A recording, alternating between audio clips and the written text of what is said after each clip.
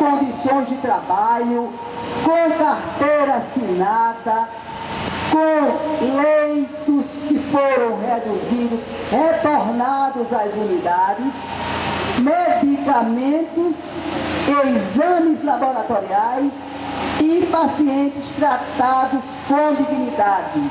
A nossa luta em defesa da saúde do povo. O médico é o grande amigo, o médico brasileiro é o grande aliado da saúde do seu povo. Se nós estamos falando aqui, nós estamos falando pelos nossos pacientes que não têm voz, que estão nos corredores dos hospitais, estão no chão, estão em macas, presas pelas macas do SAMU, que não podem ir à rua, que ficam presas por falta de leito nas urgências. Nós estamos falando porque não tem voz. Nós somos os baluartes da luta da saúde digna para o nosso povo. Um SUS de verdade, não um SUS no papel, o SUS da prática, que é o sonho de todos nós.